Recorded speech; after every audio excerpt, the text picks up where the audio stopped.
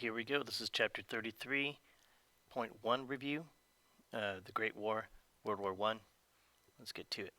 All right, so let's start with the beginning, the drift towards war. So we're coming out of Unit 5 and 6, in particular with industrialization and imperialization. Those factors set up the context, the situation for why World War One is going to happen. Okay, so we'll take a look at the main MAIN factors that led to the war, okay, and then the immediate factor. The immediate factor, the prince getting killed, it's a deal, but it's not the sole cause. Okay, had the main factors not been there, this would not have been a worldwide war. It would have been a small, isolated in Eastern Europe thing. So make sure you understand the difference between the factors, the underlying factors. Like I said, if that resentment wasn't under there, if those other factors weren't there, okay, his assassination is not a big deal. So your book opens up with the assassination story, which every book does, okay, and there's a purpose for it, okay, because it's the thing that gets that lights the powder keg of Europe, okay, of Eastern Europe. All right, so understand underlying factors, okay, and direct factors. All right, so he starts out. I think that this picture is in your book. Okay, so this is Walter Trier, 1914. I'm not sure exactly how to say his name. And then I'll have you analyze this. It's a really interesting picture, to say the least. But if you take a look at just the postures of how these people are portrayed, and remember, this is a picture drawn by a person. I say this all the time to try to emphasize that when they're drawing this, they're drawing it on purpose. So this guy has some talent that he could draw this and make it look like things that, this is a map of Europe, obviously, but he's using caricatures of people. And we use caricatures of people. This is what, in class I would have drawn like a house, say, imagine you're back in third grade drawing your family, and you always draw your house and your people, your family next to your house, and then your dad is like as big as a house, and your dog is, is about about 3/4 the size of the house. Okay, because that's what you think at that time. You don't know perspective, you don't have understanding, but that's what you deliver. So when artists deliver something like this, they have a message. So take a look at the stuff that's in here. All right, so this one right here, Russia is drawn in a not so flattering look. He's trying to swallow up parts of Europe. So that is intentional. Okay, here he is trying to show them as like trying to swallow up Europe, okay, because that's what he believes. Over here, this is England. Look at England. He's drawn kind of like a ruffian buffoon guy wearing a kilt, okay, because they include Scotland. Okay, here's Ireland as their bulldog. There's a purpose for that. Look how he draws the French all kind of like crammed together and kind of I don't know what's going on. Look how he draws Spain, kind of just sitting here on the side going, what's happening, people? The Italians not so flattering. Okay, the Turks definitely not so flattering. Bulgaria not so flattering. Romania not so flattering. Serbia kind of like, oh, Serbia's drawn as a pig, huh? Interesting, as a pig. Okay, and then all of a sudden you see this one. Okay, take a look at this guy. He looks kind of like a real person and kind of like, oh my gosh, he's defending himself from Russia. So with that information, we can analyze the snot out of this thing. It's just a matter of you guys taking the time and understanding the context. If you understand the context, the picture makes a lot more sense. Okay, look how he's drawn the Germans. The Germans having to fight over here and over here. They're fighting off Russia, and they're trying to fight off France. Huh, this is the setup of World War One. Okay, so, and then just look at the words. Okay, they're in German. So how we, and the kids, how are we supposed to know the difference between French and German? Just by recognizing some of the stuff. Okay, take a language class, I suppose. But you should be able to recognize that this is definitely from the perspective of either an Austrian or a German, because look how these two guys are the only ones that are drawn kind of seen as okay. Even their ally, the Ottoman Empire, and their one-time ally, Italy, are not drawn as in flattering light. All right, so with that, we can see that they believe, or this guy believes, that Austria is fighting a defensive war against Russia and probably towards France. And then where's England? Well, it looks like England's about to get in, but how are you going to draw that on a map? So that's 1914. So what does this tell us about the situation? Okay, that there's tension, that these two guys are buds, okay, and they view themselves that they have to stay together to protect themselves against the attacks from Russia and France. Where is the artist from? We just said that. What is the artist's message? Okay, that these guys are defending themselves from attack from the outside by groups that want to imperialize or take over, or not so, or be not so nice to them. Okay, and a POV. All right, you can do that. All right, so here it is again in cartoon form. I love this. Cartoons are just doing awesome here. If you touch me, all. If you move, all. If you hit that little feller, all. Right. If you strike my friend, all. If you hit him, all. Okay, so then we got to put it together. So who's this guy? Who's this guy? Who's this guy? So is there anything we recognize from the past? We should be able to recognize because we talked about this guy. Look at this shape. Okay, this is John Bull. Okay, he represents a certain place. This one we're not familiar with because it might be harder to figure out. This one, I told you before, spiky hat almost always refers to a certain place, okay, but not all the time. But in this case, it fits here. So this guy, you should know, look how he's dressed. This guy's dressed for very cold weather. Huh. And this guy, you might not recognize him as well. But if you knew the context, if you read your section chapter 33.1 really well, you would know this stuff. So with this guy, let's see what we got. The chain of friendships. Let me move this thing. See, this part's annoying. An American cartoon from 1914 depicting the web of alliances if Austria attacks Serbia. All right, so let's do that for A or B. Austria attacks Serbia, because this must be Serbia getting attacked by Austria. Russia will fall upon Austria. Russia on Austria. Germany upon Russia, Germany upon Russia. France and England upon Germany.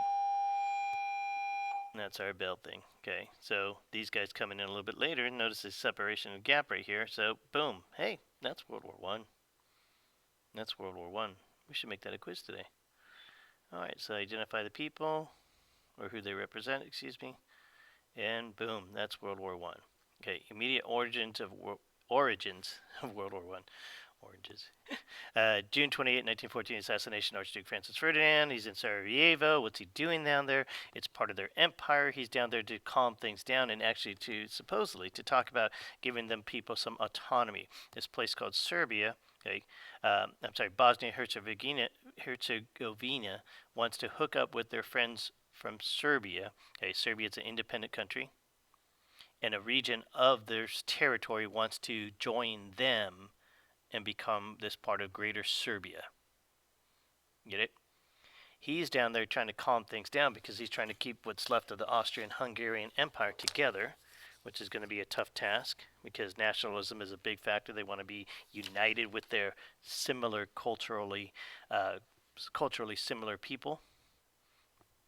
Ferdinand, like it says here, is in favor of giving Serbian autonomy.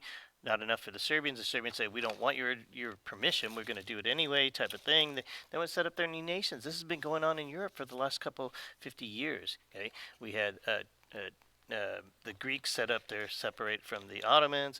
We had the Italians establish their independent state. We had the Germans just recently. We had the Belgians had it in 1830, I think it was. Okay, the Germans and the French in 71 and 71 and 81, I think it was. Okay, something like that. Okay, so not too long ago. So this is Bosnia. It's like we're going to do the same thing, and this is coming out of the heels of what was left over the Ottoman Empire. The Ottoman Empire used to control this place since the 1400s. When they took it over, and so it's been Ottoman territory. Then Ottomans start to decline. So all this is good context that's going on with this. Okay. And then the Austrian-Hungarians come in, and as the Ottoman Empire declines, Austria-Hungary starts to take over some possessions. Add to the mix that Russia's getting involved because Russia's throwing around this thing. We are all Slavic people. The Slavic people should stick together because Russia wants to move into that territory so they could get to their warm water port, which would be the Mediterranean, which would down by the Serbian Balkan area, which would give them connections to the Mediterranean, and they can extend their territory in that place and so have that warm water port that they've always wanted, especially now with industrialization and the new naval powers that are existing. All right, there's a group called the Black Hand. I don't think they're mentioned in your book anymore, but they used to be. But basically, they're a group that wants to separate from or to take the Sarajevo, Bosnia-Herzegovina area and join Serbia. They're Serbian nationalists. So within Bosnia-Herzegovina is a big chunk of people who have a Serbian cultural background. They want to hook up with their people to the right, which is Serbia, and make it Greater Serbia. That's what the Black Hand wants to do. Okay, Gavrilo Princip joins them. Okay, so here's Austria-Hungary. Here's the region Bosnia-Herzegovina. This is the area that I'm telling you they want to join Serbia in independent place. Okay, and become Greater Serbia. The Austrian-Hungarian uh, next in line to the throne, Archduke, is down there visiting, and he wants to talk about it and give him some autonomy. Does he want to give him freedom? Most people doubt it. There's no doubt that. I'm sorry. It's pretty clear that they weren't talking about giving them their autonomy, but maybe giving them some autonomy, let them then kind of run their own rules and have their own say in some of the things. Okay, so limited autonomy. Okay, and that's the reason the Serbian Black Hand, sorry,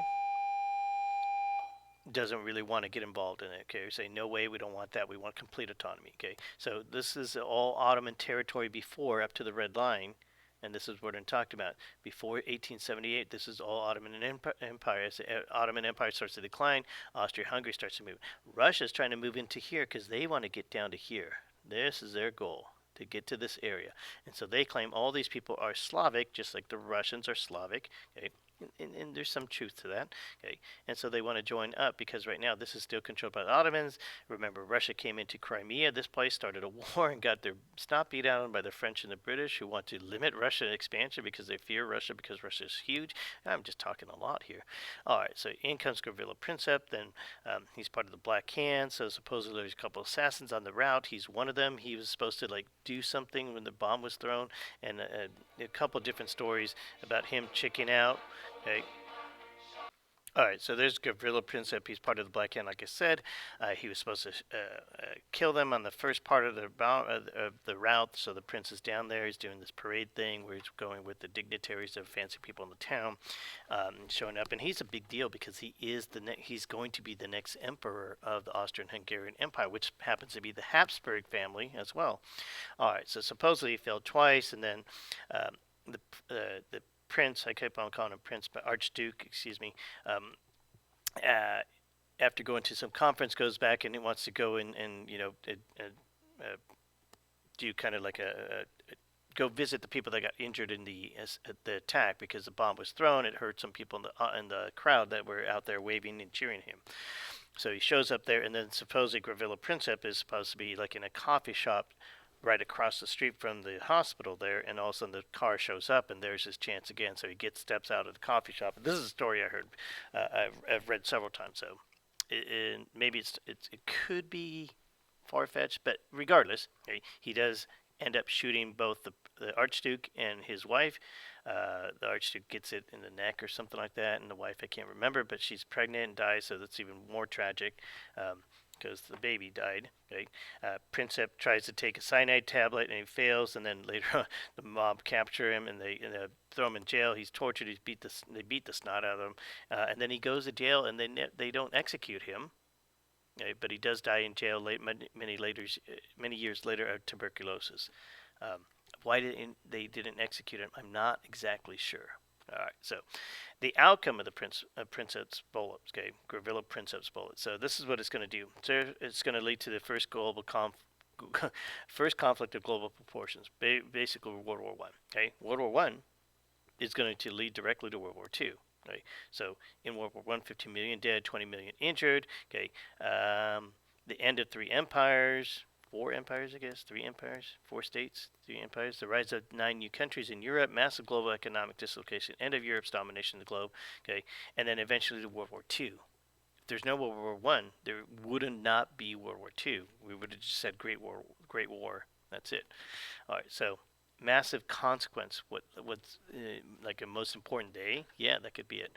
All right, the powder keg of Europe. Okay, the four main causes. Okay, so Europe is in tension. All this is driving from industrialization, which led to imperialization. Because the Europeans started to industrialize, they needed raw products from other places, and now it's this challenge, this race to try to get as much as you can before other places get it. We talked about industrialization, where they're just swallowing up the world as much as they could possess.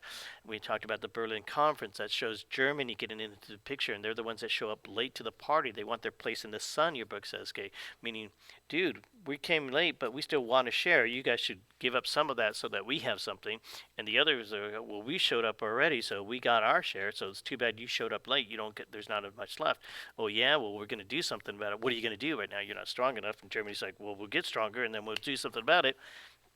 And they do, and that puts us in this situation here. So MAIN, our main cause, is militarism. This is a massive push to militarize Europe. Okay, so this is shown in the naval race between Great Britain and Germany. Great Britain had this massive navy. No one else had a navy that was even close. So there was number one, Great Britain, and there's no 2, 3, or 4. Okay, number 5 is like maybe France.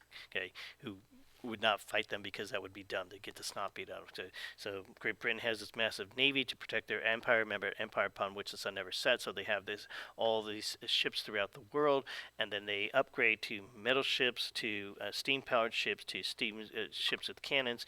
This is shown in the Opium War, where they beat the snot out of the Chinese, who used to be the top dog empire in the world, and now just got the snot beat out of them basically by one ship, the Nemesis. Okay, and so this shows that there's proof that the British Navy is top dog. Well, Germany's going to catch up, and then the rest of the Europe says, if you don't get yourself ready for an eventual brawl with Germany and or Great Britain, okay, you are going to fall behind, so you better do something. That leads to this. Well, if you're not friends with someone that's tough, you might be in a bad situation where you don't have any friends for the just in case, so you better find some friends for the just in case, which pushes everyone to set up a just in case scenario. And these are secret defense treaties as far as what level of commitment was, but they're not so secret in that people don't know about them, that there's some sort of connection between Great Britain and France for the just in case, that Austria and Germany have hooked up for the just in case they get attacked by Russia. Austria fears that Russia might attack them. Okay. Germany fears they might get attacked by France, and so let's be buds. If we get attacked, let's say Germany, if Germany gets attacked by France, then Austria gets their back. If Austria gets attacked by Russia, Germany's got their back, that type of thing. Well, France hears about that and says, oh, we're going to make friends with Russia for the just in case. Okay, and then Great Britain's like, ooh, who are we going to make friends with? Well, we can't make friends with Germany. They're our big rivals, so we're going to make friends with Russia, who we almost got in a war with, the Great Game. Remember that, over Afghanistan? Okay, so all this is stuff like groups that, like, why are they together? Okay, not because they like it, but because it's helpful to them for the just in case. All right, imperialism is the other thing. As this is building up, they're still pushing for competition between colonies. So in particular, you have Germany trying to get in late into Europe, into Africa, and so there's going to be conflicts between them in Eastern Africa and South Africa, southern part of Africa, southwestern Africa, down in Namibia. I think it's called Namibia now. Over control over these places. Okay, Germany's going to get into brawls with France over Morocco. Okay, and Italy's going to get involved as well. Okay, and this is because now most of the stuff has been claimed. Now there's only a few chunks left for that are, according to Europe, open. Remember, because it had to be a non-controlled by Europe and non-Christian place. So they're going to be pushing for that stuff. And then finally, nationalism. Okay, this is the big factor, because nationalism actually has two types. And one is the nationalism that my country is better than yours, and this idea that there's an intense grudge. This didn't exist before because people didn't see themselves as French. This is an outcome or a result of the French Revolution, where the French pushed this idea that your country is important and you have a country and an obligation to defend that country. Anything good for your country is awesome. Anything bad for other countries is good because your country looks stronger. So this is the concept of nationalism. This shows up in a whole bunch of things. Currently, right now, I'm in 2022. We're watching the Olympics a little bit, and I'm excited because I'm going, go USA. Sports I've never heard of. I've seen curling before, but there are some, the cool thing with the acrobatic skier guys. They're on skis, not the snowboarder guys, because those guys are cool too, but the skiers are just catching air, and I was all of a sudden cheering for this guy, and he's from Australia. That's when he had a big crowd. I think Australia, New Zealand, maybe it's New Zealand. But it's just like, oh, I'm cheering for the wrong team. I got to cheer for the USA. So I watched things that I would never watch, just to watch some guy from, when is a USA guy coming up? And that guy was awesome. They were doing crazy tricks. Okay, that's the nationalism. I wanted my country to win. Okay, So this is what builds up. Okay, hostile pride in countries, border disputes, tensions are high in the Balkans in particular, and this is this race. This showed up in the imperialism chapter because it talked about how people were like eager to find out, what parts of Africa are going to be claimed by Britain, what parts are going to be claimed by Germany, what parts are going to be claimed by France and stuff. Okay, all right. So all this is leading to this tension between these states, and now it has the kind of the tacit approval of the people because they want their country to do better than the others. Okay. By the way, okay, the Olympics happened around this time too. That's what the Olympics started out in the late 18 somethings. Okay. This also creates tension. All right, competing nationalism, inevitable outcome of the French Revolution, Napoleon's push to make these places. So there was no real Austria. There was the Austrian Empire with a whole bunch of different spots that are part of the empire. But now we have these places. So we have Serbia for Serbs. We have Bosnia-Herzegovina, who are a bunch of Serbs who want to join Serbia because they feel more aligned with Serbia than they do with the rest of the Austrian-Hungarian Empire. They have a connection there, so they want to unify. Okay, we've seen this with the Italy for Italians, France for France. Okay, and this creates this nationalism movement that's going to show up throughout much of Europe. They're going to push for self-determination, the things we mentioned, Belgium 1830, okay, Italy 1861, Germany 1871. I keep on getting those dates confused, but around that time, okay, boom, these are nationalist movements. We're going to push for more. Okay, we're going to see it in Greece. We're going to see it in, oh my gosh, Bulgaria, I think it was. Okay, all right. So these are the places we're talking about. Remember, all this used to be the Ottoman Empire. So down in here, my cursor is down on the right-hand side. Okay, Romania becomes independent. Serbia becomes. This is the part right here where the chunk that I was referring to. This is where these people want to join Serbia. They want to become part of Serbia because they feel more connection to this than they do with the rest of the Austrian-Hungarian Empire. They form alliances. So this gold one right here, 3 states, Germany, Austria-Hungary, and Italy hook up. Okay, why Italy? Because Italy wants to move into the parts of the Ottoman Empire. Okay, and so if they get a tacit approval from Germany, tacit, that's twice it's a popular word for today, meaning kind of semi-approval from these guys, they could go and take over more of this area like Libya. Okay, they want to move into this area. Okay, Great Britain and France and Russia. These guys are territories. Okay, see, it says French-controlled Morocco, French-controlled Algeria, French-controlled Tunisia. Okay, these guys form this alliance. So we have the Triple Alliance and the Triple Entente. You get to remember them. Okay, so the Triple Alliance, these guys, Entente. Okay, remember French? It sounds French. Entente. Okay. All right, so those are the teams, and then this factors in too because all this is split up. Look at all the stuff that's controlled not by Africa. Here's Africa-controlled area, Ethiopia, and only then it's going to be pressured by Italy soon, okay, and Liberia. And the only reason Liberia is backed up because the Liberia has a little bit of protection for the U.S. semi-sort of, okay, semi-sort of. All right, so all this stuff is we did scramble for Africa, and you can see the whole thing's taken over by different places, okay, all of them European. Okay, so we put that into context. We've seen this map before. Okay, Austro-Hungarian Empire, the Southern Slavs. Okay, this area. So this is what we call the Eastern Europe or the Balkans. The Balkans. The people that live here are Slavic, of Slavic descent. Slav as in slaves, because this is back in the day. Okay, our beautiful Greek democracy people used to sail up into here, come park somewhere around here, and then come over and take these people, capture them, and turn them into slaves. The people that they're capturing were called Slavs. Slaves, Slavs. Okay. Later on, okay, in the more recent times, okay, slavery shifted to being slavery from Africa. Okay, but the term slave stuck around. Okay, Russian Empire, Poles, Ukraines, and Baltic. Okay, so we don't see the Baltic; it's up here. But we see Poland would be like also up here. Sorry, and the Balkans would be way up here. Sorry. Okay, and they're going to come into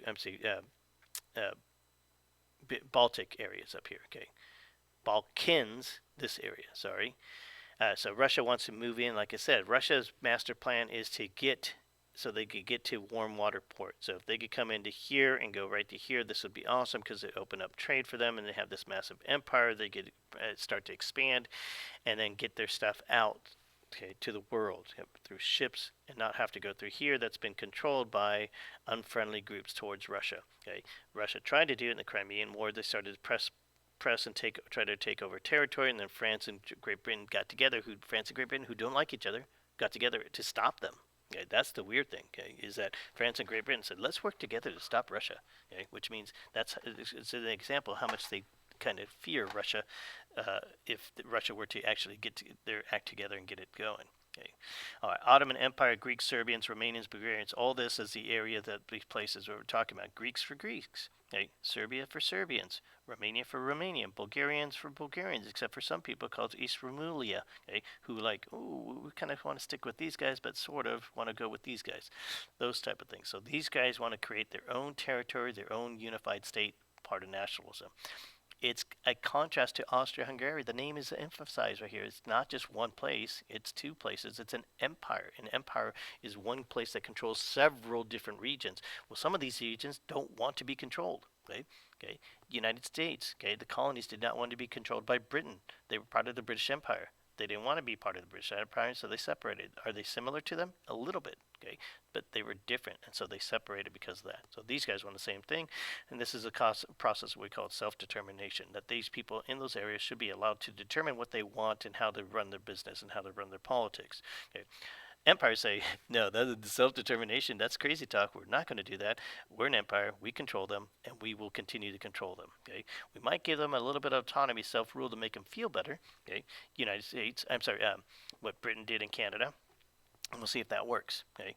In other cases, the Black Hand says, no way, that's not enough. We want complete separation from Austria-Hungary. Boom. That sets up the context. Rivalry among empires, okay, dominance by the British Empire is declined. Remember, it was Britain that jumped into the lead back in the early 1750s-ish, okay, with industrialization.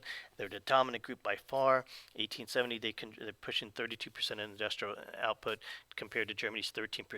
But by 1914, okay, just 34 years later, okay, it's dropped to British dominance has dropped to 14% compared to Germany, still at 13. They've been maintaining, but kind of growing in a sense because they've been swallowing up some of the competition. And Britain does not have the dominance that it used to have. They're losing their way. Okay, it's not. They want to. They're fearful that Britain will not be great anymore, and so want to make Britain great again. Great Britain. Ha ha. That's a funny joke. Imperial competition. Germany is a latecomer but aggressive. I mentioned this small scale disputes around the globe, especially in the Balkans, not necessarily pushed by Germany, but kind of watched by others because there could be an opportunity to get one of those groups to get out of the picture to weaken them. Okay. All right. The naval competition. That's an image I saw. I got this online a long time ago. That's a polka. Okay. The dreadnoughts. Okay, so arms race between the United Kingdom. Okay, I should put Great Britain and Germany to control the seas. Britain has the dominance. The Germans start to catch up. The British show up with these things called the dreadnought. There's a picture of what it looks like. It's just a big stinking military ship with cannons on it, but it's the fastest, strongest built with the most cannons, more potential killing powder than anything else. Killing power than anything else. And so that is supposed to scare the snot out of Germany. Germany's like, oh, well, if you have that, we're going to make one bigger with more cannons. And then Great Britain's going to respond, and boom, we have a arms race, a military arms race. Okay, and they're boys with toys. Here's the deal. Okay, they want to use these. They're like, if you give boys some firecrackers and tell them not to use it, that's not going to happen. They're going to use it. They're going to set them off somehow, some way. Okay? They'll just find a way, and they'll say, well, it wasn't me, it was an accident. Okay? So they're ready to go. Then bring in this final factor, the public opinion. This is what I'm talking about. Okay, this is like the Olympics. Okay? During the Olympics, I'm like, go USA, go. Okay. So the role of public opinion, beginning in the media age, newspapers are filled with stories about the threats that the Germans are doing. Germans built a new battleship, and now they have 14, and then it's like, and Britain only has 150. Oh my gosh, they're catching up. Dude, you have 150 to their 14. Yeah, but they're catching up. We better build more. We should have like 400. And it's like, that's insane. Yes, it is. It is insane. But they foment this feeling that you got to be stronger than the others, and anything good for your place is good for you, and anything bad for your rival is bad for them. Okay, this is like how I feel about Real Madrid. If anything bad happens to Real Madrid, not that I want anyone to get hurt, but if they're like bus crashes on the way to a match, okay, like they lost their match yesterday against PSG. I like that. I was happy for that. Okay, Mbappe had a nice goal. Okay, but I kind of believe that PSG dominated and controlled the game for the most part. I only saw a couple opportunities for Real, so I was happy that they didn't play too well. Okay, even though it has nothing to do with Barcelona. Barcelona's out of Champions League, slackers. Okay, but I was happy for it because it was bad for my rival. That type of thing. Availability of cheap newspapers show up, little accountability because the newspapers at that time could say anything they want. There was no thing that they had to be truthful. Okay, they can exaggerate things, and they didn't lie straight out all the time, but they did sometimes create some fantastic stories to sell headlines. So I think your book mentions in one story during the war part, it says that the Germans were using the corpses of dead soldiers, dead British soldiers, as food and fertilizer. Okay, well, it was like the people said, I'm just asking, are the Germans using British soldiers as fertilizer and food? I just want to know. Okay, well, boom, you just put that idea in a whole bunch of people. I heard some pundit, some newspaper person, some press person say that this might be happening. Is it true? And then boom, a rumor happens, and this is pre-internet, so it spread a little bit slower, but it still spread. Okay. Okay, and then those people would demand that their countries do more. You got to build more ships. You got to attack the Germans. That type of stuff. Okay, all right. Inflexible diplomatic alliances is what I talk about. You set up an alliance, and here's the deal. Once you set up an alliance, you have to come through. If you don't come through, you won't be friends with other people later on. Okay, and so they're not going to help you. And that goes back to picture number one, where they set up that chain of events. Okay, so agreements of mutual defense, chain reaction to global war, triple alliance. Okay, we talked about that. We saw in the picture. Boom, there it is again. Germany, Austria, Hungarians. Okay, so those are the dual alliance, I think it was called, and then Italy joins later on in 1882. But Italy's like in and out. Okay, they're just like with the team for a while, and then we're out of here type of thing. All right, so concerns with the alliances. And I think I just said this. Okay, set up the dual Italy for the triple alliance. We just did that one. Concern over why? What do you expect? Do you expect war? Yeah. What are they planning? And then, all right, well, we might go to war with them, so let's build a plan, and this is the plan we're going to use. Once we have this plan, and it's set up, then we have to follow through. The problem is those plans. There's no change in plans. You just have to go through your plan. Great Britain and Russia, Great Britain and France set up their plans for war and alliances. Okay, and a military pact signed in summer between Great Britain, Russia, and France in summer of 1914, just before everything gets started. Okay, reciprocal treaty obligations. So what this means is, if you get attacked, I will defend you, with the knowledge that if I get attacked, you will defend me. Okay, regardless of who attacks and what it might lead to. All right, so mutually threatening war plans. So this is what mentioned. Okay, Plan 17. This is the French plan that they were going to attack, and then your book tries to point it out, but basically they just assumed that the Germans would just sit there and do nothing. Okay, which is probably not the best plan. It's like if you could be a great football coach, it's every one of your offensive plans worked. Okay, knowing that if you knew that the other team would do nothing, which never happens. The other team's going to do something, and that's why, the offensive coaches, have to put a lot of time and effort into setting up a plan for how to attack the other team, because they have to counter what's going on. The French did not really counter or deal with what if the Germans do something at one point. Okay, the Germans do have a plan. They call it the Schlieffen plan, and their problem is, going back to the map, is they feel they might get attacked from two sides. Let's go back to the map right here. So here's Germany. They fear they might get attacked by Russia and France, who now have an alliance, and so their plan is, all right, well, Schlieffen plan is, let's beat the snot out of France because they're more organized right now, and we got to take them out really quick before we have to fight it on two sides. So if we go back to the opening picture with the guy, remember, to defend themselves on both sides. Okay, let's take out France as fast as we can. Let's just overwhelm them and beat the snot out of them and take them out. And then after that, we'll deal with Russia, because we know Russia is big and powerful, but very slow to move and mobilize and get things going. So then we could deal with Russia and not have to fight on two sides. And let's just hope that Britain doesn't get involved and says, yeah, we're not going to get involved.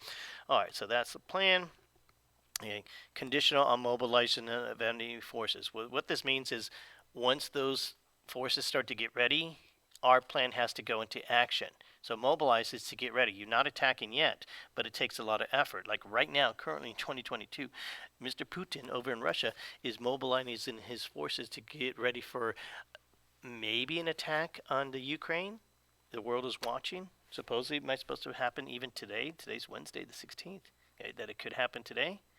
Okay. Well, it takes a while for them. We've been talking about this for the last 2 to 3 weeks. I think at least 2 weeks. Okay, is being because it takes that much time to move troops to get to a spot where they're ready to do their thing. Well, when that happens, Germany's like, oh, well, if the Russians start to get ready, we have to go and attack France because we have to attack them and get rid of them within the 3 or 4 week window that we gave ourselves, so that we can control France and then shift all our forces to the other side so we can attack Russia and get ready for their attack. Okay, so once it starts, it might be too late to stop. That's our chain reaction. We already did this with the image. Assassination of the Archduke. Okay, July Austrians issue. The Duke is killed on June 28th. Okay, the Austrians go and investigate this place called Serbia. Okay, even though Serbia technically had nothing to do with it, Serbia's like, we didn't have the Black Hand is not our group. Okay, yeah, they have some connection to it because there's some people who are Serbians who are part of the Black Hand, but they're for Bosnians. You should investigate Bosnia. Yeah, but we think you supported us, so we want to throw our weight around, and we're going to pressure you. So we want to go into your country and investigate. And Serbia's like, what the? And they say, okay, to most of the deal, and say, we'll agree to, I forget, there was something like 23 of the terms or something. I can't remember. And they agreed to like 19 of them. Okay, and then Austria-Hungary, that's not good enough. You have to agree to all of them. If not, we will attack you. So July, Austria declares war on Serbia because they didn't allow the full investigation. They allowed for most of the investigation about the whole thing. So Austria is all rough. They got their feather ruffles. Okay. Russia says, we will support Serbia. If you attack Serbia, we got their back because they're our buddy. Okay, and then boom. Germany issues an ultimatum to Russia and France that says, if you support Serbia, if you start to mobilize, we will attack. Okay, boom. Germany declares war on Russia on August 1st because Russia started to demobilize. France says, oh, looks like it's time to get ready. So France starts to get ready. Okay, the Germans declare war on France because they mobilized. Right? And then they invade Belgium. And they're just like, the Germans is like, oh, we totally mean it. Like, we're saying it. We're not standing around watching. We are like doing it because we know that if Russia starts to get ready, it's going to take a couple of weeks for them to get ready. They're going to be buddies with France, so we have to take out France right away. So boom, we're on, and they invade France. Invade France going through Belgium, okay, which is in the northern part, and boom, the war is on. Britain comes in to defend Belgium, okay, but it's very weak and it's very minimal. Okay, it's like, let's go defend Belgium. Okay, let's get ready. And by the time they get ready, Belgium's done because Belgium had promised.